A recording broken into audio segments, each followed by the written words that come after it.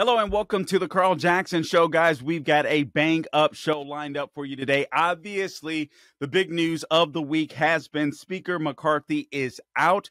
This is unprecedented. This is new territory. However, I suspect we'll be fine. Listen, this isn't the ideal situation for Republicans, but right now it is what it is. We have to continue the fight for freedom. So we're going to have to unify as quickly as possible. And promote an agenda going forward. Also, I have Scott Presler. He is the founder president of Early Vote Action, joining us for the majority of the show. We're going to be talking about the importance of voter registration and how we can win in 2024 by not paying attention to the polls, but actually going out and grabbing voters for the conservative movement. You're not going to want to miss this program. We'll be back in a few. All right, welcome to the Carl Jackson Show. Obviously, this week we had some major news hit. We had Speaker McCarthy, or now formerly Speaker McCarthy, that was ousted as the Speaker of the House on the Republican side. This is unprecedented. It has never happened before in American history. So we get to live through history. Now, there was a speaker that was challenged 110 years ago, but that speaker was challenged. All right, that speaker did not have to relinquish his seat. So Speaker McCarthy did. He has elected not to run again because obviously he can put his name in to run again. He's elected not to do so. Now, there are differing views on this, obviously. I'm hoping that all of us on the right will come together as swiftly as possible, choose a new speaker, and continue the fight. Because what choice do we have? We don't have any other choice. And we have another budget battle or a continuing resolution that's set to hit in approximately 40 days, and we need to be ready for it. However, I do want to give you both opposing sides of this argument. First, I want you to hear this interview with Sean Hannity of Fox News and the former Speaker of the House, Newt Gingrich, and how Newt Gingrich feels about what happened with Representative Matt Gaetz and the others that sided with Matt Gaetz along with the Democrats in order to oust Speaker McCarthy. And then we'll follow up with a video of Tom Fitton from Judicial Watch. And I will make my case plainly here. I wasn't for the ouster, and I'm not a fan of Speaker McCarthy. I just wanted to focus on Biden. Having said that, the ouster has occurred.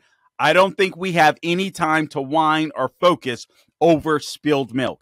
I think the fight continues. We have no other choice. However, I want to lay out both sides for you. So here's the first video.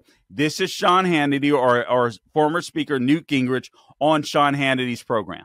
And they'd really love a few moderate Republicans to peel off and actually vote for a Democrat for Speaker. So will the GOP rally behind the new speaker? Will anyone even want the job? Or will this end in a disaster? I cannot answer that question tonight, but time will tell. We expect a vote on a new speaker sometime next week. Chairman Jim Jordan will join us in a moment. But first, here with reaction, we have former Speaker of the House, Fox News contributor Newt Gingrich is with us. Sir, welcome. Let's get your overall thoughts on this today.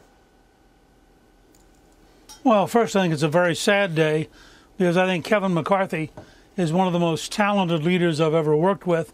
I think that he accomplished an amazing amount for having a small majority and having to take on both the Senate and the White House. And I think this is really a tragic outcome.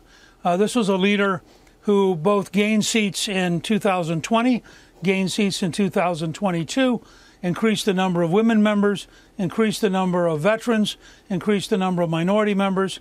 And he had a vision for a better future. And let's be clear here, Sean. If the University of Georgia Bulldogs, who are the #1 team in the country right now, if you started a game and 4 of the members of the offensive squad decided they were actually on the Alabama side and began tackling your own people, you probably get them off the field. Well, think about what we saw today. 4% decided they were so morally superior, so intellectually pure, so patriotically better, that they would side with the Democrats, and that's what they did, in order to defeat the entire Republican House caucus, 96% of the Republicans voted for McCarthy. 4% voted against him. From my position as a longtime Republican activist, they're traitors. All 8 of them should, in fact, be primaried. They should all be driven out of public life. What they did was to go to the other team to cause total chaos. We ought to be focusing on Biden.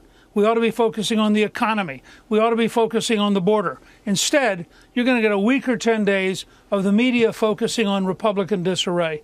It's an astonishingly destructive behavior by a handful of egocentric people who think they're superior to 96% of the conference. All right, we'll stop it there. So that was Speaker Newt Gingrich's view of what occurred, the ouster of Speaker Kevin McCarthy, and I understand. I understand the speaker's frustration. Now, I gotta say this: I have not been a fan of Speaker McCarthy. I do believe that there's more that he could have done. Now, my only reservation was, listen, it was a matter of tactics for me. Okay, who do we have going forward? Because no one wants the job. All right, no one wants the job. It's like trying to herd cats. But I believe, yes, listen, job-wise, I think Speaker McCarthy could have done a better job. Matt Gaetz was frustrated, and I understand there's rumblings out there. This was a personal vendetta. Listen, I'll say that for someone interviewing Matt Gaetz on it, there was a personal vendetta. This is where we are now. This is where we stand now. We still have to fight for this country. All right, but in addressing what Speaker McCarthy had to say, I'm sorry, I wasn't impressed by the 2022 midterms. 4% of the caucus, I understand using that language, and mathematically he's absolutely correct, but I'm not convinced that the other Republicans won't or would not vote for some of the issues that Matt Gaetz wants. As a matter of fact, they were willing to when Chip Roy, Byron Donalds were working together. They got a bill together that would have that would have cut, I think, spending across the board at about 30%. So you had those other people join on. So perhaps they can be persuaded. I don't look at these people as traitors. I simply don't. If you want to primary them, that is your prerogative. All right. These guys live in certain districts, so their voters will have the last say, but I don't view them as traitors. And I have not been impressed with Speaker McCarthy, to be frank. However, I understand that's a hard job to fill because no one wants it. So the other tactic would have been to force Speaker McCarthy to do what you wanted him to do, get more people on board that were willing to force the issue. Having said that, I want to play another video. This is Tom Fitton. I'm more closely aligned with Tom Fitton's views on the ouster of Speaker McCarthy currently. I'm Tom Fitton. I'm president of Judicial Watch, America's leading government watchdog organization.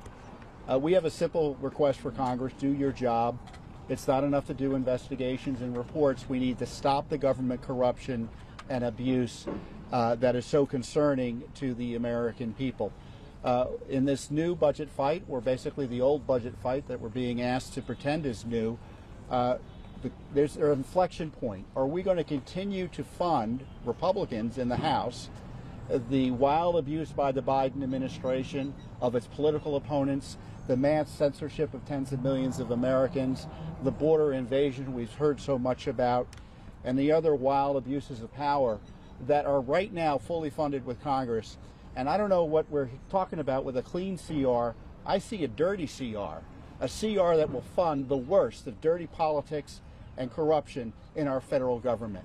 And there's a positive moral obligation right now, not next year, but right now, to stop the abuses, the effort to jail Trump on pretextual, unprecedented charges in a way never seen before in American history. An obligation to stop right now the Biden administration censorship of tens of millions of Americans. The obligation to stop right now the illicit use of tax monies to fund abortions in our military and elsewhere.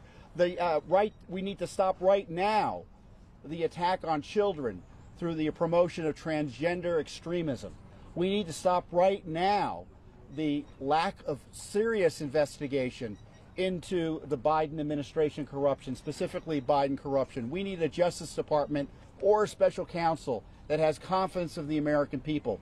All of these issues can be addressed in this continuing resolution. And if they don't want to address it, that suggests to me those who vote for it are on the side of corruption, and those who oppose it are on the side of justice. Thank you very much.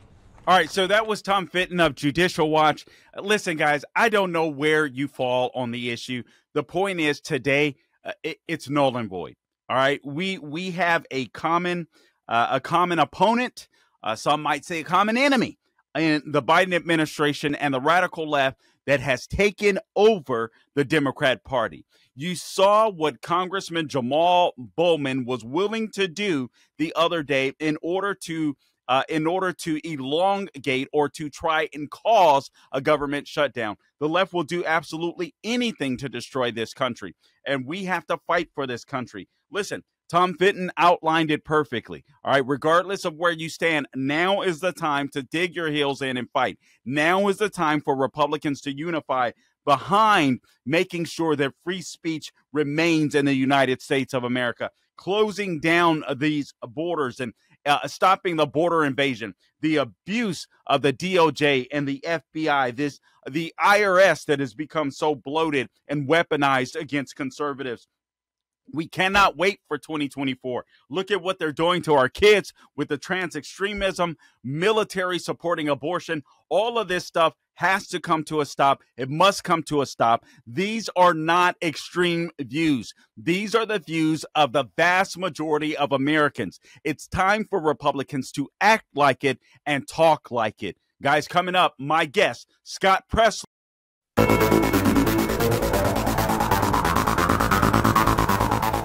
All right, welcome to the Carl Jackson Show. I am joined today. Actually, we got a lot to speak about. Obviously, this week there's been some huge news with Speaker McCarthy being ousted. We will talk about that later. But before I get to that issue, I am joined by my guest, Scott Presler.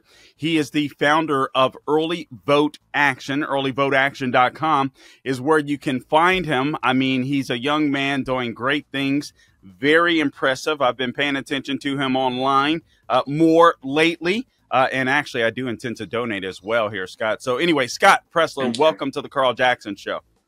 Hey, thank you so much for having me. Good morning. Good morning. Scott, listen, I gotta ask you, honestly, what I've been seeing of you is, I mean, just very impressive. You started this early vote action. I've got a lot of specific questions that I'd like to ask you. But first and foremost, what motivated you to start this movement? Well, 2022, we were supposed to have a red tsunami. Right. It was supposed to be a big win for the Republican Party.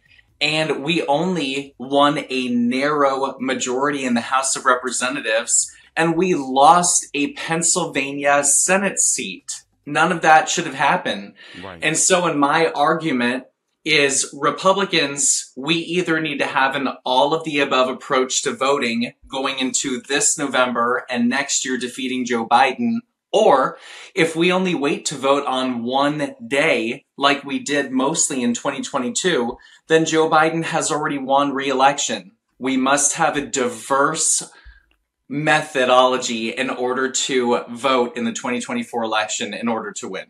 You know, Scott, you said something that I want to touch on because I think you're absolutely right. And frankly, it concerns me with what I'm seeing online and even in polling when it comes to Republicans, even in the primary concerning President Trump. I really don't give a flip about the polls. I am concerned about voter registration. I mean, last year leading up to 2022, I, like so many other talking heads, were sitting here. It's going to be a red wave, you know, blah, blah, blah.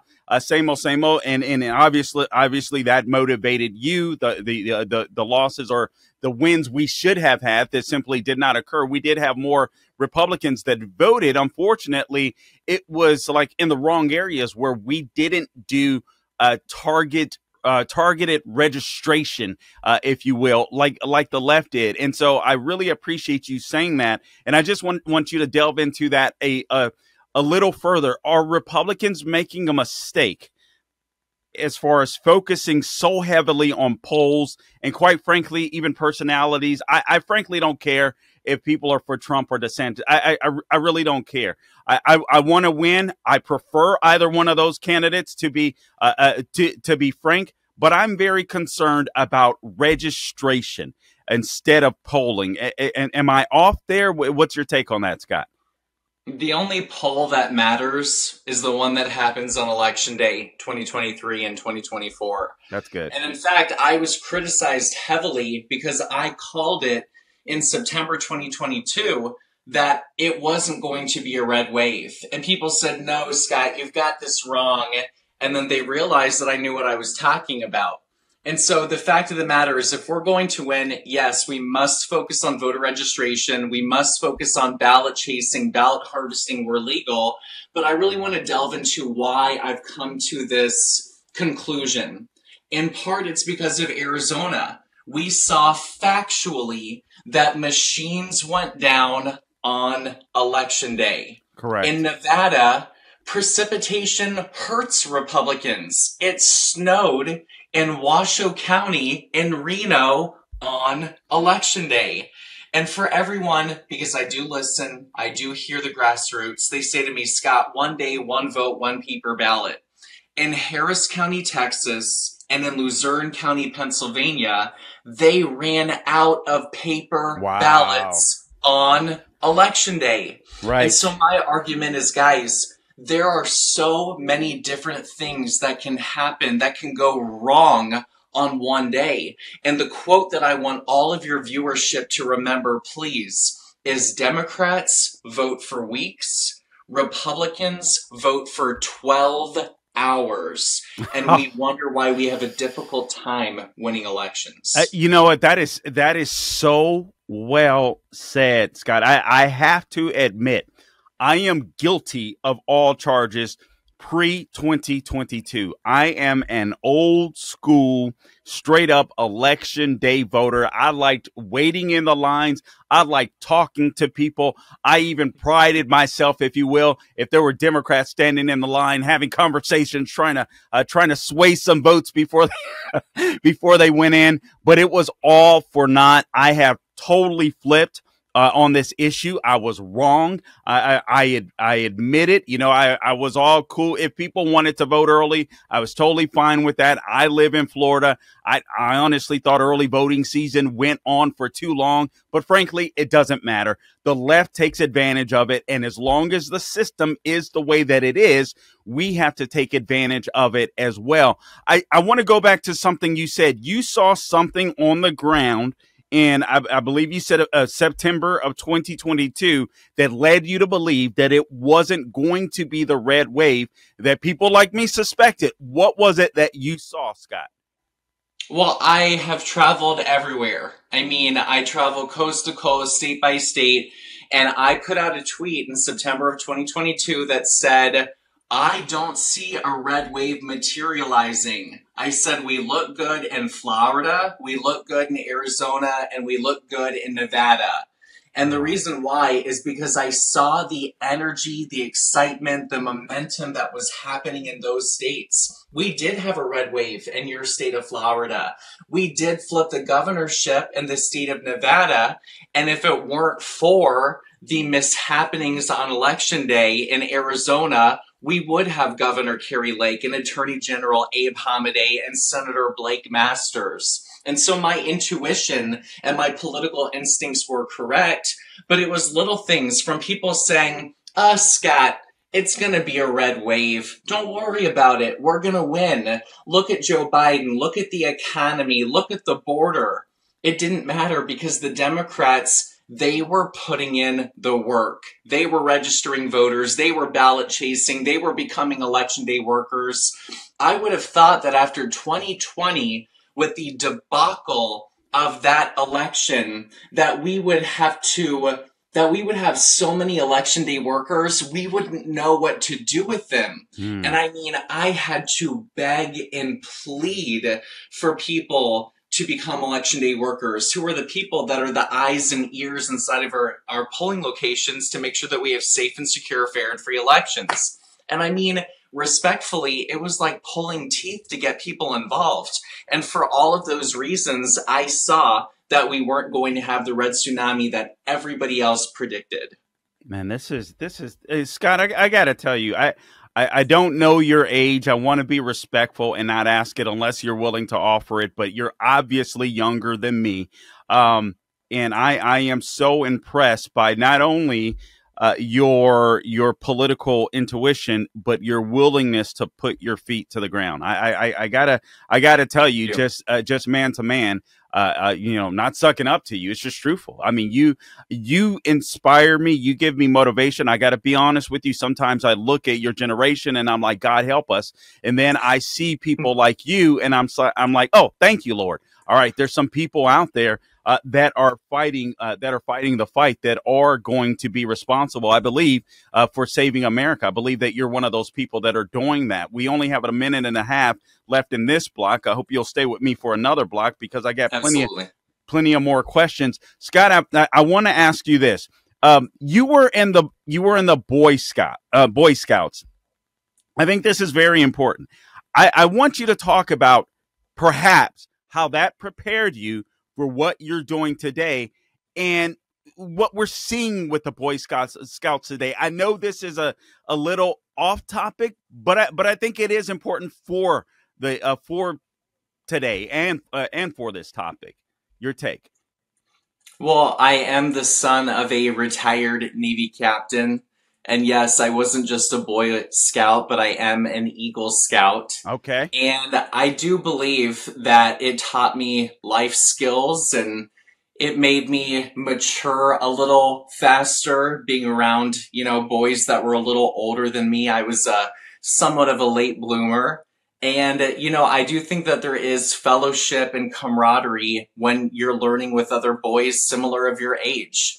And that's not me being a sexist. That's not me wanting to segregate men and women. But I think that sometimes men do learn better when you're surrounded with your own similar age group and with people of similar status. And so, yes, being an Eagle Scout, I do believe prepared me for a life of service. And I think it prepared me for the life that I'm doing right now.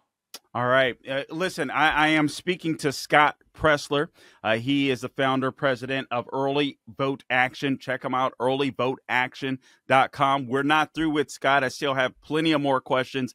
Guys, if you're feeling discouraged already for 2024, there's help on the way. Donate to this man. More when we get back with Scott Presler of Early Vote Action.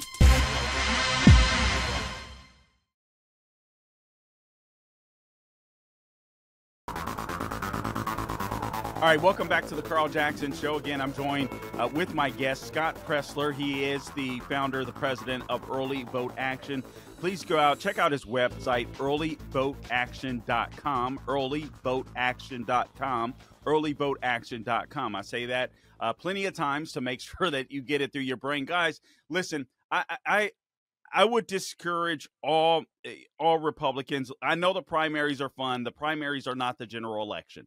I've already told you many a times there's two candidates that I would not mind voting for, or I look forward to possibly voting for one in 2024. However, I think there's this fixation that I'm seeing on the right with polls in the same way, and perhaps even more so than what we saw in 2022. And I'm sitting here thinking, guys, what are we doing? We just did this in 2022. So the answer isn't polls. The answer is to get out and register voters. And you're hearing from Scott Presler of Early Vote Action exactly how to do that. Scott, you were responsible. You went viral. You became very well known for this Baltimore cleanup. What inspired you to do that? Talk to us a little bit about that. Well, President Trump started retweeting Kim Klasik's videos from Baltimore, Maryland. Yes. And everybody was reposting them. They're getting likes and they're getting retweets and they're posting content on their social media. And I was a little disappointed because I saw that everybody was so willing to talk about a problem and they were willing to point their finger at it, but nobody was offering a hand up to be the solution and provide actual positive change. And I just thought to myself, why don't you go to the city, organize a cleanup, and do it yourself? And so I put out a tweet, and the tweet went viral, and then I was like, uh-oh, now I actually have to do it. And so within 7 days, Wow. we galvanized 200 volunteers on a Monday. This wasn't even a weekend. People flew in from Utah. They drove up from Florida, Ohio, the Delmarva area. I mean, really, it was an act of love. The community came together, and we picked up 12 tons of trash in 12 hours in one single day on the most dangerous streets of America in Baltimore, Maryland. Wow. And what was the reaction? I'm curious, to the residents, or from the residents there. Well, at first they were kind of looking at us like we had lobsters crawling out of our ears. And they're like, what in the world are these people doing in our neighborhood cleaning up this trash? And so they were at first very inquisitive, and they just started talking to us. And I was going to be honest, I didn't go in with a political mindset. I was just there to help. But when they said, why are you here? I said, well, we were inspired by President Trump. And many of the residents living there said, thank you, Donald Trump, for pointing out this problem, because this kind group of citizens wouldn't be here if it weren't for him. And, you know, it turned into a nationwide deal where I went to Atlanta, Austin, Baltimore, Chicago, Denver, Decatur, Detroit, Houston, Kenosha, Los Angeles, Miami, Milwaukee, Nashville, Portland, Pittsburgh, Philly, Salem. And I was even protested for picking up trash in San Francisco. But everywhere I went across the country, we showed that we didn't need the government to solve our problems. What we need are concerned citizens coming together in an act of love, and we can do it ourselves.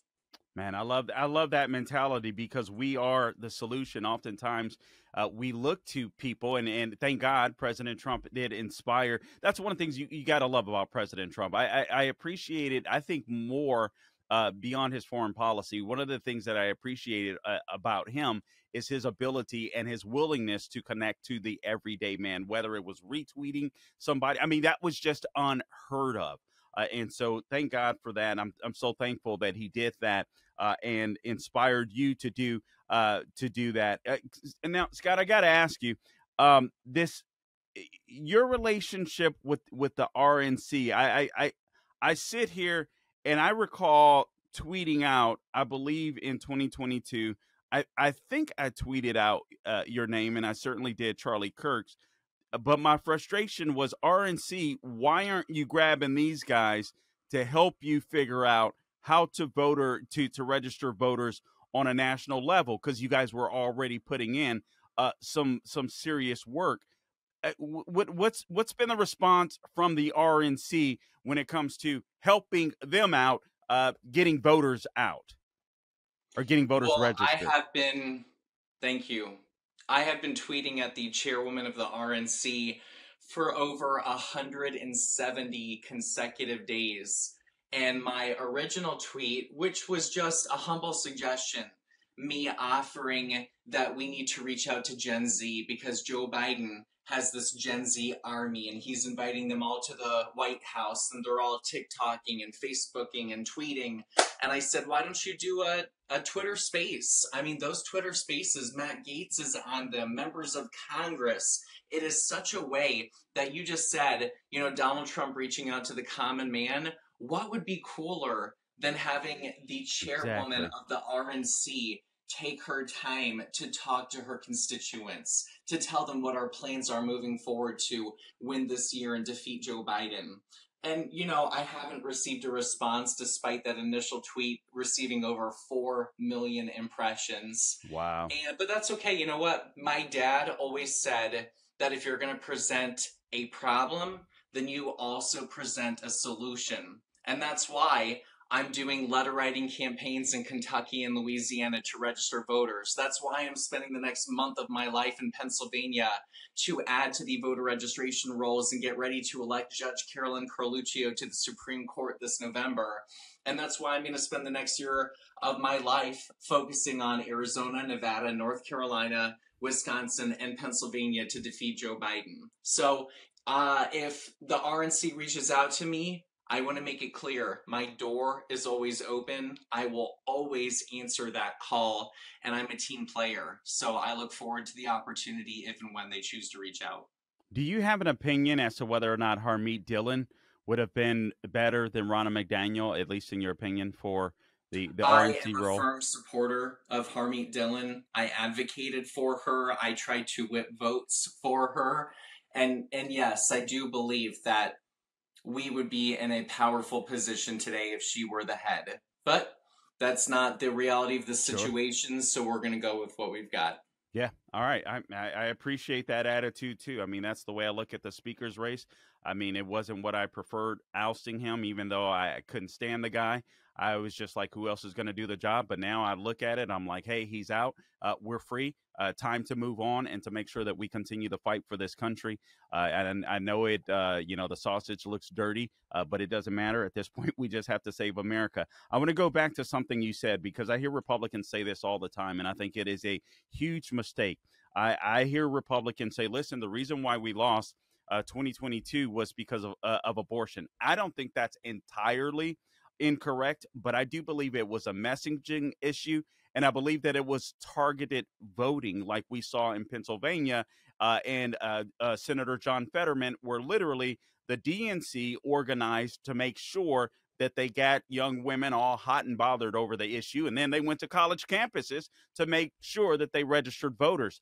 I don't think the same was done by the RNC. I spoke to Afida Duffy Alfonso about that, and she concurred that she did not see the same effort on the ground from the RNC in 2022 that she saw from the DNC as far as registering voters. So she didn't think it was so much of an abortion issue as opposed to registering voters. You get kids hyped up about an issue, you go out and register voters. That's what the DNC did. Am I wrong there, Scott? This is about getting ballots into boxes. And yes, that is an issue, and messaging does play a role. But when I hear people talk about candidate quality, with all due respect, Joe Biden is the president and John Fetterman is a sitting senator. Thank you. And I don't think you could find two candidates who are definitely lacking in the quality department. This is about winning. And I mean, as you mentioned earlier, Republicans, we did have more people to vote cumulatively in the 2022 election, and we still only won a narrow majority in the House of Representatives. But I will tell you, I would never ask somebody to do something that I wouldn't do myself. That's why this last couple weeks, I went to Slippery Rock University. I went to Center College at Penn State University at State College, and I've been talking to the kids. And when we registered voters, we registered an overwhelming number of Republicans. Man, good. The students of today, they care about stopping censorship, having free speech. They care about affordability, being able to buy a car, a home, to afford gas and food. They want to be able to raise a family.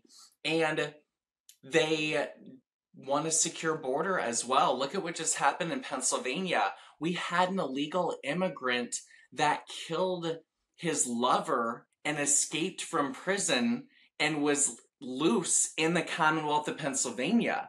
So people are understanding that this issue isn't just a border issue. This is a 50-state issue.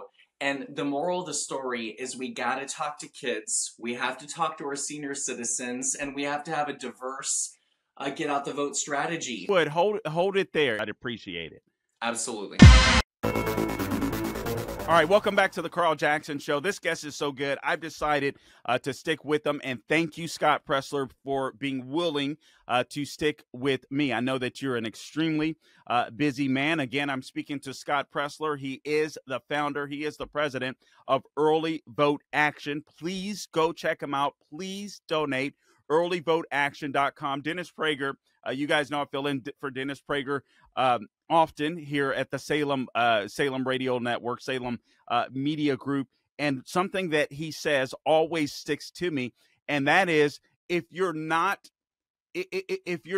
one of the fighters, support the fighters. And I'm paraphrasing. I know I'm getting that all jacked up. And Dennis Prager is a very precise, concise, matter-of-fact type guy. But basically, guys, listen, if you're not going to be participating in a cleanup, if you're not going to be participating in a voter registration, make sure that you help finance the guys like Scott Presler, who's out there. And in that way, you are doing something more. And that way, you are participating in the fight. We need to make sure that these guys are free to register as many voters as they can.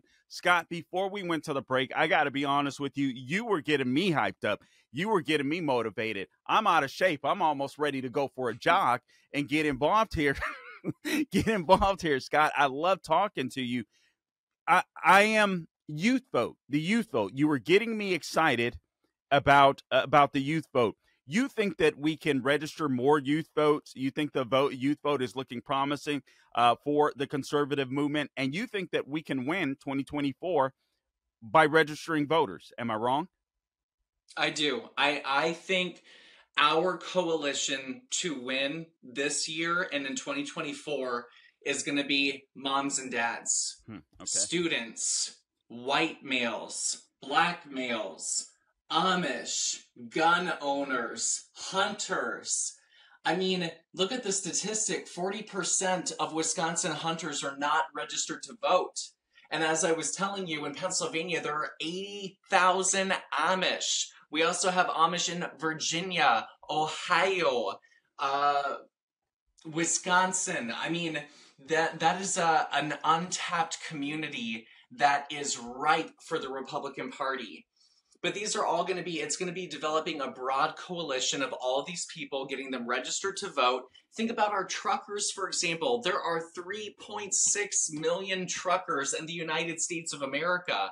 How many of those people are on the road and not in town on election day? We need to get them a mail-in ballot in their hands, or we need to get them to vote early.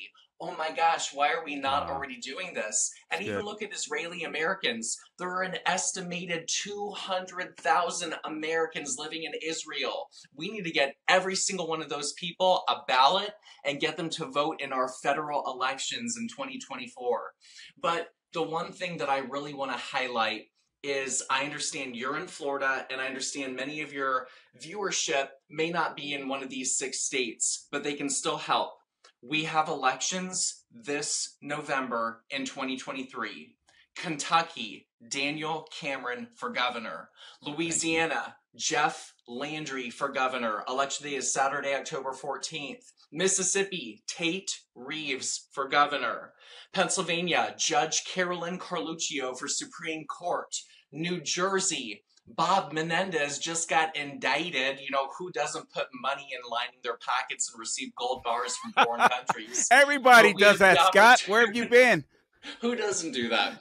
But we have the opportunity to flip the legislature and stop Democratic Governor Murphy from passing reckless and dangerous legislation. And last, in my state of Virginia, we have Republican Glenn Youngkin, and we have the House of Delegates. If we pick up 2 state Senate seats in Virginia, we will have an entirely Republican legislature, and you hear me loudly and clearly.